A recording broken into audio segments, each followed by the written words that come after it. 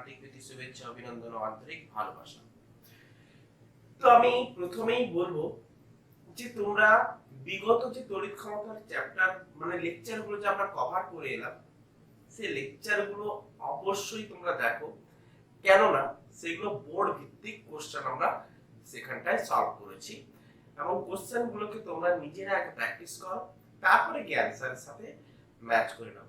যে আমি বলছি না তোমাকে পুরো লেকচারটা দেখতে, তুমি কোশ্চেনগুলোকে দেখে অ্যানসারগুলোকে ম্যাচ করে নাও, বা কোথাও যদি ডাউট থাকে তাহলে ওটা ক্লিয়ার করে নিতে পারো।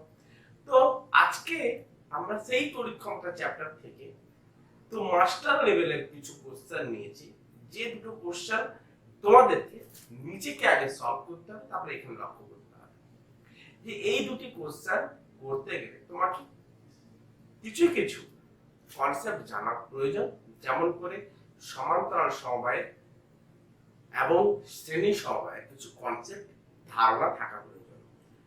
ক্লিয়ার হয়েছে? তার সাথে সাথে তড়িৎ ক্ষমতার যতগুলো সূত্র রয়েছে, কি কি সূত্র যদি আমি উপরে লিখে দিই,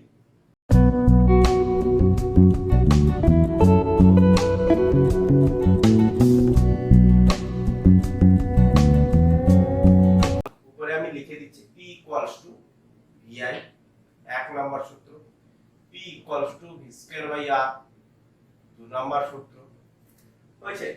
আচ্ছা, আরেকটা হচ্ছে P equals to JH by T, এটা একটা।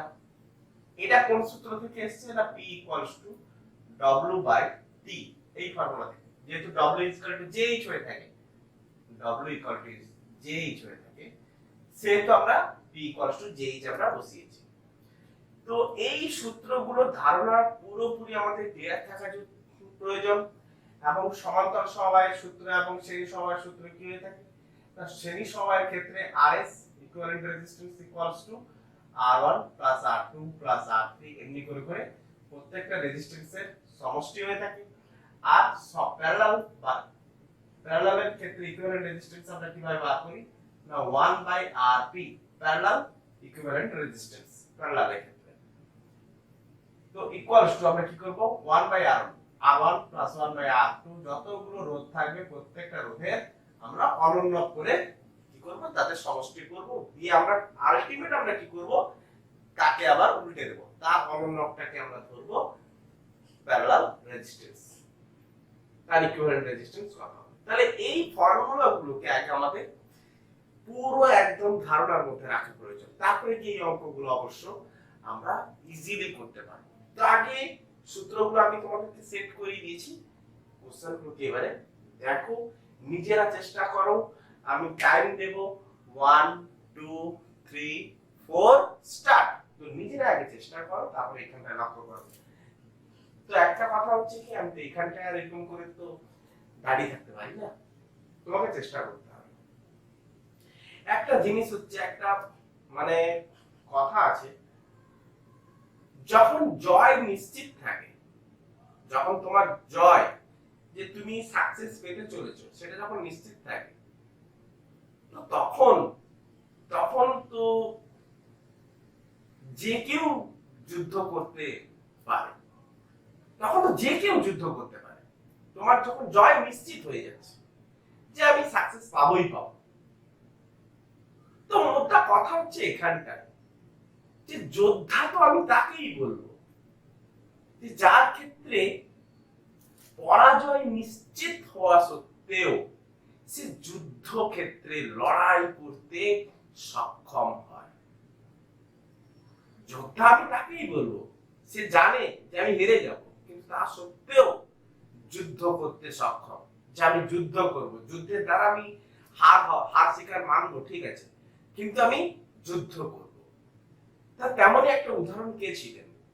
ছিল মহাভারতের কর্ণ। তিনি জানতেন যে অর্জুনের কাছে তিনি হেরে যাবেন, কিন্তু তা সত্ত্বেও কর্ণ যুদ্ধে লড়াই করেছিল, যে অর্জুনের কাছে শ্রীকৃষ্ণ ছিল, ওই জন্য। তো কোশ্চেন নাম্বার 1টা তুমি একবার করো, সলভ করো। দেখো 100 ভোল্ট 500 ওয়াট রেটিং যুক্ত একটি তাপন কুণ্ডলীকে 200 ভোল্ট সরবরাহ লাইনে যুক্ত করা হলো। ওকে, কুণ্ডলীর ক্ষমতা অপরিবর্তিত রাখতে হলে তার সঙ্গে শ্রেণী সমবায় কত রোধ যুক্ত করতে হবে? 100 ভোল্ট 500 ওয়াট রেটিং যুক্ত একটি তাপন কুণ্ডলীকে 200 ভোল্ট সরবরাহ লাইনে যুক্ত করা হলো। তাহলে একটা তাপন কুণ্ডলী সে 100 ভোল্ট 500 ওয়াট সে নিতে পারে। তার মানে কি, এবারে ওই তাপন কুণ্ডলীকে যদি আমি 200 ভোল্টে লাগাই তাহলে কি হবে? ডেফিনেটলি সে কি হবে?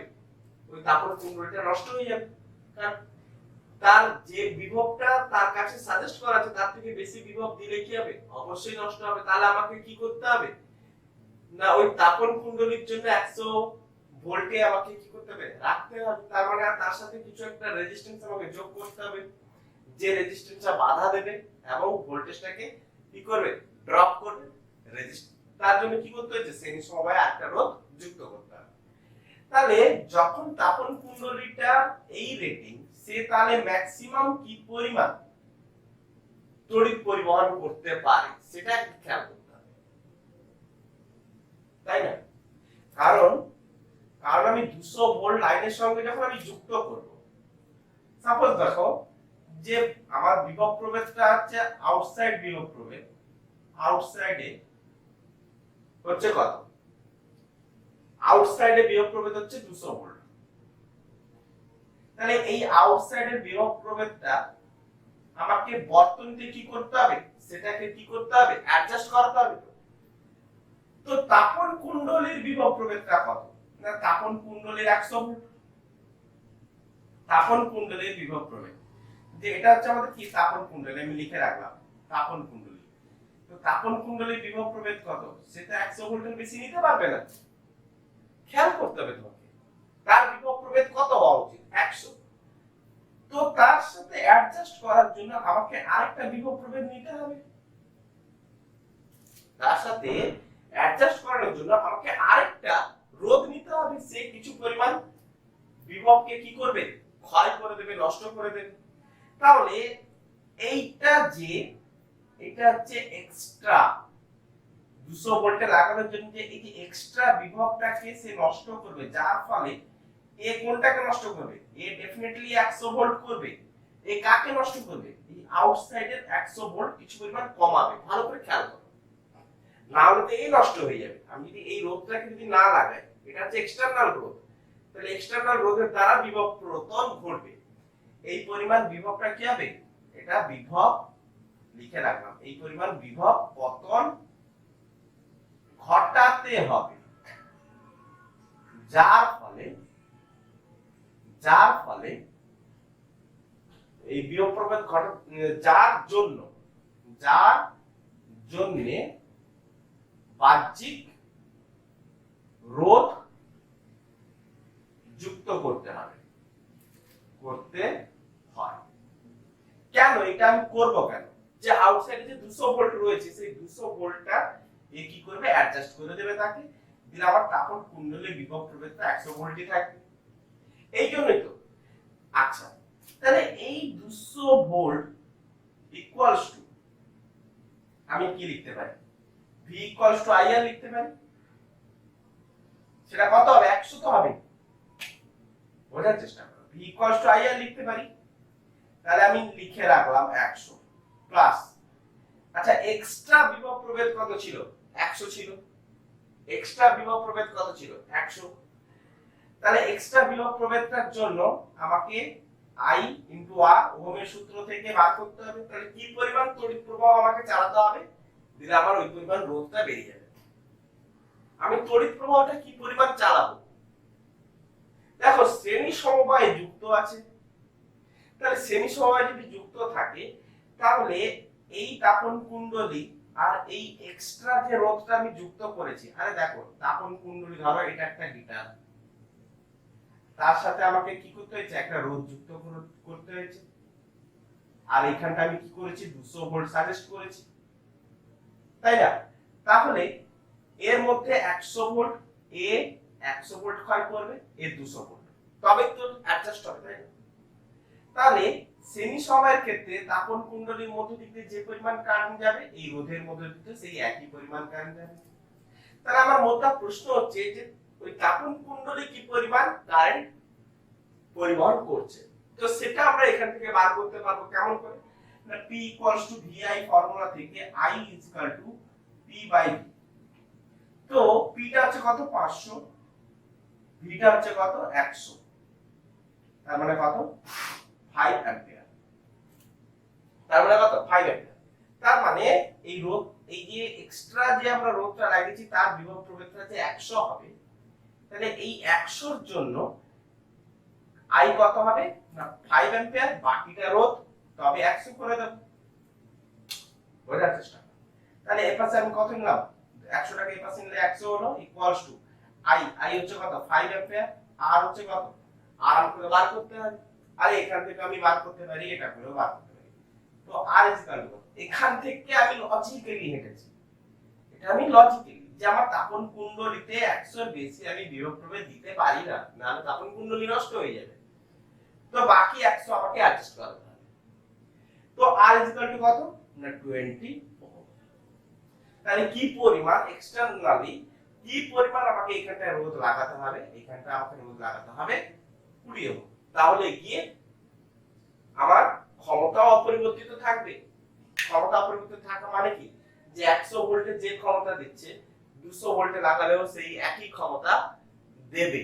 কখন সম্ভব, যখন আমি 100 ভোল্ট পাবো, নাহলে 200 ভোল্টে লাগিয়ে দিলে আমি কি ভাবছি যে 200 ভোল্ট লাগিয়ে দিলে ক্ষমতা বেড়ে যাবে, না, আরে সেই নষ্ট হয়ে যাবে, তাপন কুণ্ডলীটাই নষ্ট হয়ে যাবে। খেয়াল করতে হবে, কোশ্চেনকে খেয়াল করতে হবে। খুব সুন্দর কোশ্চেন ছিল। তো কোশ্চেন নাম্বার 2, কোশ্চেন নাম্বার 2 তোমরা নিজের আগে করো, চেষ্টা করেছো আগে, এখানটায় দেখার আগে নিজের আগে চেষ্টা করো যে তিনটি অভিন্ন রোধকে শ্রেণী সমবায়ে যুক্ত করে নির্দিষ্ট বিভব প্রভেদ যুক্ত একটা তড়িৎ উৎসের সঙ্গে যুক্ত করলে রোধগুলি একত্রে 10 ওয়াট ক্ষমতা ব্যয় করে। রোধগুলি সমান্তরালে যুক্ত করলে, সমান্তরালে মানে সমান্তরাল সমবায় যুক্ত করলে মোট ব্যয়িত ক্ষমতা কত হবে। তাহলে প্রথম ক্ষেত্রে অভিন্ন রোধ বলেছে মানে কি প্রত্যেকটা রোধ সমান, তো প্রথমে শ্রেণী সমবায়ে যুক্ত করেছি, আর আর আর প্রত্যেকটা রেজিস্ট্যান্স আর, তো আমি একটা কোষের সাথে যুক্ত করেছি, তো কোষের সাথে যুক্ত করেছি, ওই কোষের একটা নির্দিষ্ট বিভব প্রভেদ রয়েছে, ক্লিয়ার। আচ্ছা, তো যখন শ্রেণী সমবায় যখন যুক্ত করেছি তখন এই রোধগুলোর দ্বারা মোট ক্ষমতা কত এসেছে না 10 ওয়াট, কত বলে দিয়েছে না 10 ওয়াট। আচ্ছা, তাহলে 10 ওয়াট। আচ্ছা, এবারে ওই রোধগুলিকে সমান্তরাল সমবায়ে যুক্ত করলে মোট ব্যয়িত ক্ষমতা কত হবে। তাহলে এই রোধগুলোকে আমি কি করলাম না সমান্তরাল সমবায়ে যুক্ত করলাম, এতটুকু ক্লিয়ার, সমান্তরাল সমবায়ে যুক্ত করলাম। তাহলে মোট ব্যয়িত ক্ষমতা কত হবে, তাহলে এটা হচ্ছে আমাদের আর আর আর, তাহলে এই ক্ষেত্রে আমাকে ক্ষমতা বার করতে বলেছে, তাহলে কি করে বার করব, কোন আইডিয়া না P equal to V square by R করে নিলাম, ক্ষমতা বার করতে হবে P equal to V square by R। আর হচ্ছে এখানটায় তিনটা রোধের ইকুইভ্যালেন্ট রেজিস্ট্যান্স। তো আমার কথা হচ্ছে এখানটায় যে এখান থেকে তো আমি ইকুইভ্যালেন্ট রেজিস্ট্যান্সটা পাবো, কিন্তু ভিটাকে আমাকে বার করতে হবে শ্রেণী সমবায় থেকে, ভি এর মানটা এখানটা বসাতে হবে যে কোষের বিভব প্রভেদটা কত ছিল। তাহলে শ্রেণী সমবায়ের ক্ষেত্রে তুল্য রোধ কত না, শ্রেণী সমবায়ের ক্ষেত্রে তুল্য রোধ হচ্ছে 3R, R plus R plus R, আমি লিখে দিচ্ছি R1 plus R2 plus R3, তিনটা রোধের কি করতে হবে সমষ্টি করতে হবে। আচ্ছা আচ্ছা আচ্ছা, তো P equals to V square by R, এই ইকুয়েশনটায় R হচ্ছে আমাদের এখানে শ্রেণী সমবায়ের ইকুইভ্যালেন্ট রেজিস্ট্যান্স RS লিখে রাখো। তাহলে V স্কয়ার ইকুয়াল টু কত পাবো না V square equal to P into RS। তাহলে P কত না 10 ওয়াট, শ্রেণী সমবায় কত হয়েছিল 10 ওয়াট, RS টা কত না 3R, তার মানে কত পেলাম 30R। তাহলে আমি কেন আমি রুট করলাম না, এক্সকিউজ মি, তাহলে এই v স্কয়ারের ভ্যালুটা আমি এখানটা সরাসরি পুট করতে পারবো, নালে আবার ফুল হ্যান্ড দেন উঠাও এগুলো সব করতে হয়। তাহলে 30 আর আচ্ছা ইকুইভ্যালেন্ট রেজিস্ট্যান্সের মানটা আমাকে বার করে নিলেই হয়। তাহলে এর ক্ষেত্রে ইকুইভ্যালেন্ট রেজিস্ট্যান্স কত হবে না 1 by Rp is equal to 1 by R1 মানে R plus 1 by R plus 1 by R, তার মানে কত আসছে না 1 by কত আছে 3 by R, তাই না 1 by R plus 1 by R plus 1 by R কত আছে 3 by R। তো Rp is equal to কত না Rp is equal to R by 3। তো ইকুইভ্যালেন্ট রেজিস্ট্যান্সের ভ্যালুটা আমি বুঝিয়ে দিই কত আসছে R by 3। তো এবারে এটি যদি আমি উল্টে দিই তাহলে আমি কত পাবো দেখো 30R আছে ইনটু 3 by R, তার মানে R আর ক্যান্সেল 30 ইনটু 3 90। একদম লাস্ট কোণে পর্যন্ত একদম দেখা যাচ্ছে তো? হ্যাঁ একদম দেখা যাচ্ছে। হাই ডেফিনিশনে আমি তাও আপলোড করব, চিন্তা করার কোনো প্রয়োজন নেই। প্রশ্নমান 2টা আমাদের এখানটা কমপ্লিট হলো। তো যারা আমার অ্যানসার দেখার আগে নিজেরা আগে সলভ করতে পেরেছো তো তারা তো অনেকটাই কনসেপ্ট গ্রো করে ফেলেছো অলরেডি। তো যারা এখনো গ্রো করতে পারোনি তারা ধীরে ধীরে আমার সাথে প্র্যাকটিস করতে থাকো। প্রত্যেকটা দিনই আমি তোমাদের সাথে প্র্যাকটিস করাচ্ছি, নিজেও করছি তোমাদেরও করাচ্ছি। নিজে করছি মানে নিজের তো এই ঘাম দিয়ে ঝরছে, প্র্যাকটিস হচ্ছে। তো আমি একটাই কথা বলবো, তোমরা মন দিয়ে ভালো করে পড়াশোনা করো। তো আজকের মতো এতটুকুই থাকলো। এর পরের দিনও আমরা কি নিয়ে আসবো, ক্ষমতা থেকে তো নিয়ে আসবো, কিন্তু ক্ষমতার যে শ্রেণী সমবায় এবং সমান্তরাল সমবায় হয়ে থাকে তারও আমি লেকচার করে রেখেছি, সেই লেকচারটা ডেফিনেটলি দেখে এসো। দিলে কিন্তু আমি তড়িৎ ক্ষমতার যে ওই সমবায় থেকে যে অঙ্ক কেমন প্রকৃতির হয়ে থাকে সেই অঙ্কগুলোকে আমি সাজেস্ট করতে পারবো। তো এখানটা আমরা পরের দিন ক্ষমতার সমবায়ের অঙ্ক আমরা দেখব। তো তোমরা নিজের আগে আমার যে থিওরিটিক্যাল লেকচার সেটাকে ক্লিয়ার করে এসো। ক্লিয়ার? আমি ডেসক্রিপশন বক্সে তারও লিংক দিয়ে দিচ্ছি, তোমরা মন দিয়ে দেখে এসো। ক্লিয়ার? তো আজকের কথা এতটুকুই থাকলো। Best of luck, good night, Jai Hind, Vande Mataram.